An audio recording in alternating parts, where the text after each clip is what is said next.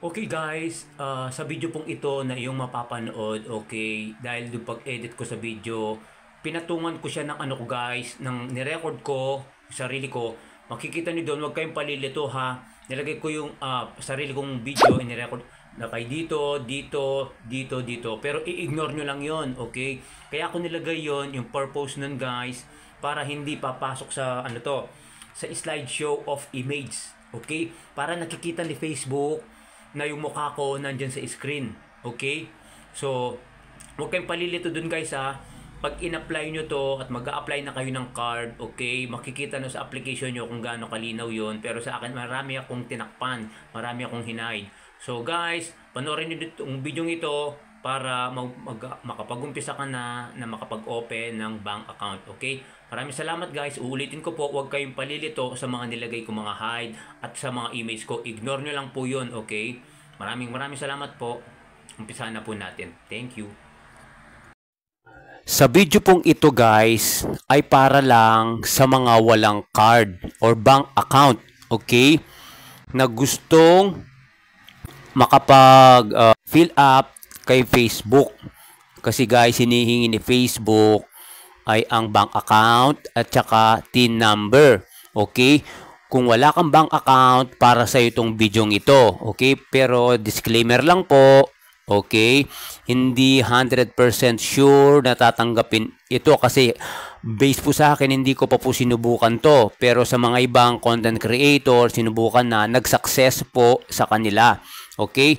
So, sana itong video ito, kung wala kang card, ay mag-success sa'yo kay Facebook na tanggapin ito. Papakita ko sa'yo kung paano tayo kumuha ng virtual card. Proceed na tayo doon sa GCASH. Okay, proceed tayo doon. Papakita ko sa'yo kung paano tayo kumuha ng bank account. Okay?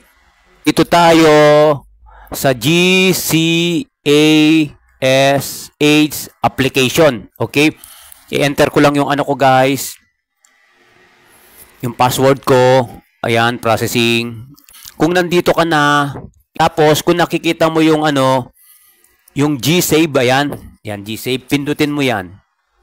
Okay, pagka pindut mo guys, may apat na bangko dito. Okay, so ang gagawin natin, pupunta tayo sa may dilaw. Ayan, sa may dilaw. Iaalis ko yung mga pangalan nila guys, pati mga logo para hindi makita ni Kuya Mets, okay? Okay, ayan, pindutin mo yan, okay? Pindutin natin yung may dilaw na yan. Okay, makikita mo rin yan sa ano mo, sa application mo, okay? Sabi dito, update your profile. Update now. Yun, okay? And then, you are fully verified user, sabi dito, okay? And then, do more and enjoy safer transaction when you are verified. Okay, itaas natin guys ha, scroll pataas. Tapos dito, nakalagay get started sa baba. Pindutin mo yan guys. Okay, pagka pindut mo yan, sabi dito, maghanda ng valid ID. Okay, maghanda tayo ng valid ID. Okay.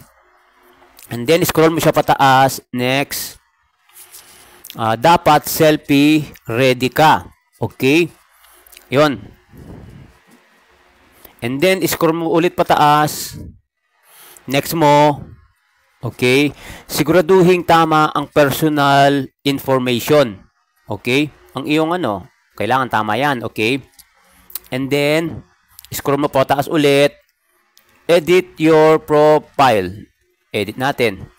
Okay? Log in to link with GCASH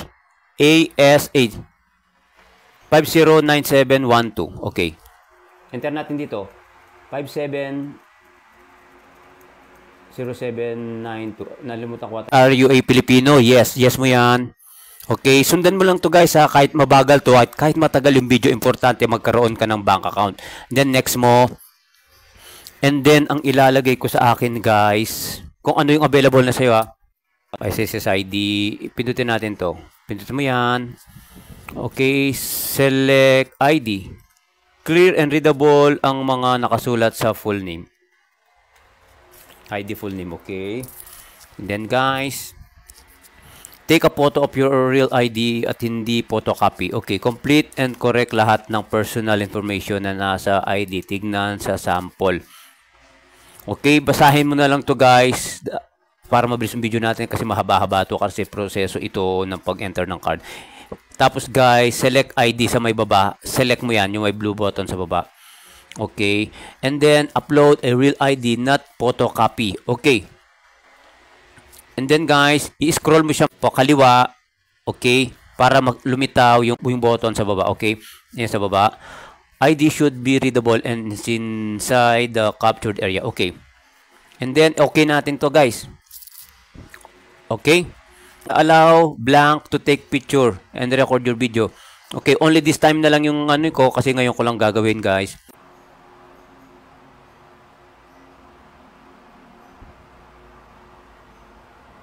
Okay. Ayun. Sabi dito, wear proper attire and your selfie should match your ID photo. Okay. And then, scan face nakalagay sa taas guys. Ayan. I-scroll natin. Ayan guys, so scan face. Dahan-dahan ko lang kahit matagal to guys, pero kailangan mong gawin to eh. Okay. I-slide mo pa kaliwa. Okay, slide natin. Tapos, remove your cap, mask, or glasses. Snap a selfie. Scan face. Ayan. Kung may nakalagay, ayan, sabay baba guys. Okay. Okay, pinutin natin sa baba. Okay. Mag-selfie tayo guys ha. And then, next mo siya guys ha. Okay, next natin. Yan sa baba yung button. Mahaba-haba itong video ito pero kailangan guys. Okay.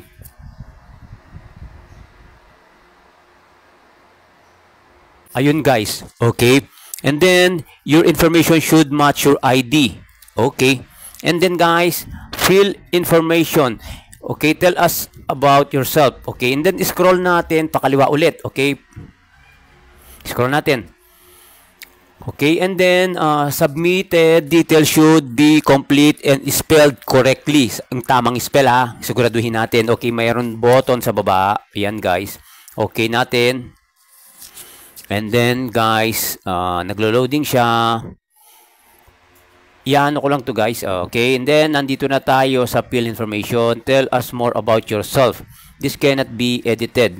Okay. Natin yung arrow dito guys kung ano lilitaw dito. Oh, Mr. tayo. Kasi lalaki, di ba? Okay. Which is okay na siya, nakalagay na naka-gray lang siya. And then scroll mo pataas. I-click nyo yung nationality. Okay, pwede din siya. I-click nyo. Nung na-click ko, siyempre, nationality, Filipino. Click mo yan. Okay, civil status. Click mo rin siya. Okay. Ito. Yun, pinindit ko sa akin. Yun sa akin nga. Okay. Tapos, guys, contact number. Ayun sa akin. Nakalagay na. Tapos yung date of birth, okay na siya. Siguraduhin mo guys. Kung tama. Okay, tingnan natin dito. Yung sa ID. 269. Okay, tama naman siya guys. Yung SSS ID ko yan. Tama siya. Nakuha niya talaga ha. Hindi ko in-enter pero meron siya. Ayan o, nandyan. Tingnan mo yan, province. Pampanga guys. Ayun. Pampanga province. And then city, place of birth. Okay, sa akin, Bacolor. Doon ako pinanganak, guys. Tapos, address in the Philippines. Scroll natin para hindi masyadong natatakpan sa baba. Okay, dan dito siya. Address in the Philippines, province. Pindutin mo yan. Pampanga P. Pampanga, ayan. Okay, province, Pampanga. And then, city, address in the Philippines. Ito, City of San Fernando. Ito sa akin guys. Employment type. I-click natin.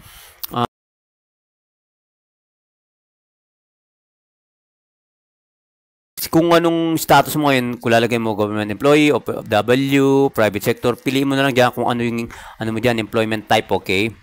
So, unemployed ako. Okay? And then, role. Tingnan natin yung role. Pinutin natin. Homemaker, housewife, retiree, pensioner, unemployed din naman. Unemployed ako. Depende sa'yo guys. Tapos business, employer business. Non-applicable. Okay. Non-A. And then nature of work. Pili lang kayo dito kung saan po kayo ha. Pero sa akin guys, ito pala, unemployed. Unemployed ito. Yun. Unemployed. Okay, tapos guys, source of fund. Pili kayo dito ha. Okay, kung ano yung sa inyo. Okay, and then next nyo guys. Okay, next nyo.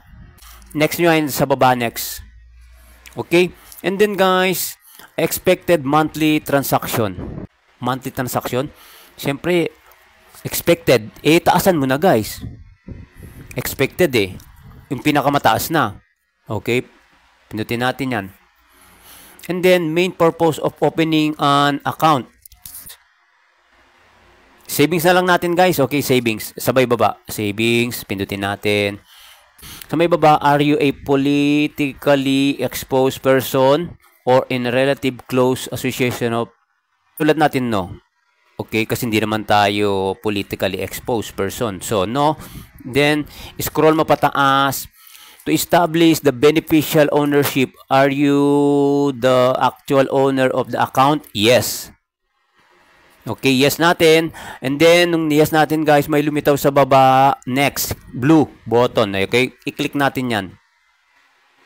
Siguraduhin natin, bago natin i-final, tama yung information natin ilagay kasi hindi pwedeng ma-edit ito. Okay, so double check natin. Kahit mabagal tong video guys, importante, makakuha ka ng bank account mo. Okay, okay. And then guys, sa may baba, okay, I accept the terms and condition. I-click mo na lang yan kasi mahaba yung terms and condition. I-click mo na lang yung kwadrado sa may ano. I-click, okay. Tapos confirm. Kasi okay naman. O, naglo-load siya. Hintayin natin. Okay guys. Yan, we're verifying your account. We expect an SMS within 24 hours on the status of your verification. Ayun, i-verify pa siya guys. Okay guys, yun, ganun lang. Kasi maghintay daw tayo ng 24 hours. Okay, pag nag-okay na yun, pag may card ka na, siyempre sa virtual card mo, makikita mo yung number doon na hinihingi ni Kuya Mets para i-enter mo yung hinihingi niya. Kasi diba, hinihingi lang card, bank account, tsaka TIN number. Okay, so, kung mag-a-appear na at mabe-verify na sa'yo guys, kukunin mo yung number doon na hinihingi ni Facebook, makalat ng information. Ayun, sana guys, itong video ito ay nakatulong. At ang purpose ng video ito, kung wala kang bank account, sundan mo lang ito para magkaroon ka. Kasi sabi dito, after 24 hours, verifying. Okay, pag na-verify, kung successful, edi okay siya. Okay, pero yun, hanggang doon na lang siguro yung video natin. Hintayin mo na lang pag na-verify. Pag na-verify, congratulations. Okay, kaya sana itong video ito ay nakatulong. Okay? Maraming salamat. Medyo mahaba-haba itong video ito. Pero yun talaga.